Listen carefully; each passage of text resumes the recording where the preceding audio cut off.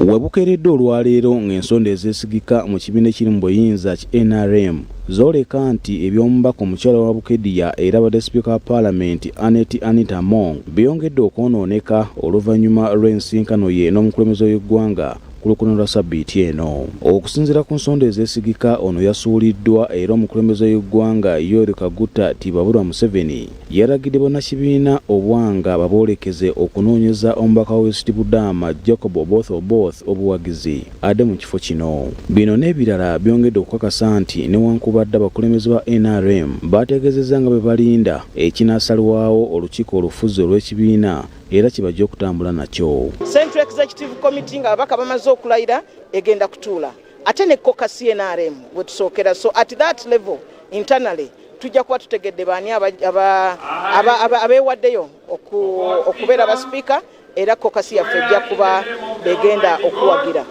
Okwongera okunoonyereza ku nsonga eno kulaga nti okusuulibwa kwa Among okuva mu kifo kya sipiika kuleeka ebibuuzo bingi ekyatuusizza ne NRM okumusuula. Okusinziira ku Mulangira John Simbwa yaliko omubaka wa paalamenti era yavuganyako ku bassente bwa NRM, Among abadde n'ebizibu bingi okusimatuka akalipo ka Pulezidenti Museveni kubanga zaamunoonyerezaako ku buli bw'enguzi n'obukenuzi. Waliwo n'ensonga endala ezikwasa ku ntambuza y'ensimbi wakati w'amawanga wa Uganda n'amawanga amalala, engeri gye zibadde zitambulamu nga zeekuusa ku ye ng'omuntu.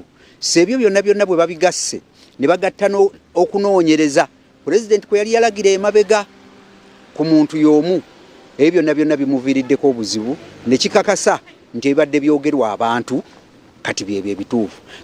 Ono ategeezezza nti Among yakola ebintu bibiri ebyamuleetedde ebizibu okuli okudibaga ekifaananyi kya paalamenti ekigazi, enkwata y'ensimbi embi n'okutyoboola babaka banne ekikakkanyiza ennyo ekitiibwa kya paalamenti. Simbwa era ategeeza nti Among yalemwa okusoma entambula n'ebigendo by'abakama be ebikusike. Kibadde kirungi kati abadde afuuse nnamba 3 mu kibiina ky'NRM.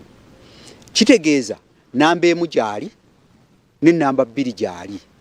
N'olwekyo bw'oba okola by'okola gwe nnamba 3 olina okukimanya nti totyoboola kitiibwa kya nnamba 2 n'ekya nnamba emu kuba bakyaliwo. So ne bw'eba nsaasaanya ne bw'eba nfulumya ne bw'eba bukulembeze olina okutambulira mu bukulembeze oba mu kisiikirize ky'omukulembeze akutwala. Emisinde Among kwabadde akulira mu by'obufuzi okwolesa obuyinza mu kibiina kya NRM ne kw'obubaka banne mbubadde butiisa kossa ensaasaanya y'ensimbi ereka ebibuuzo kuwa jjajja ensimbi. Enkola ya Anita Among n'engeri gy'akimuleetinzeemu obugagga mu bbanga eri ettono ennyo n'akola ebintu ebyo byakoze ate ng'enkola gy'akola mutabikka mu kuliro gonna gy'ayise kimuleetedde obuzibu ate ensonga etaali mu bali abalala abaali babba ensimbi z'omuwi w'omusolo.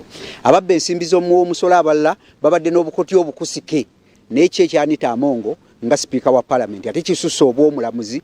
Abadde omulodi w'ekibuga Kampala Ssaalongo Erias Lukwago agamba nti ekikolebwa si kulwanyisa nguzi wabula kunyweza buyinza bwabwe nga bwe bateekateeka. Yayita wayina okukoma n'atandika okuŋŋaanya obwebugagga n'akola kino n'akola kiri nga yeerabidde nti ejjanzi teribuuka na nzige.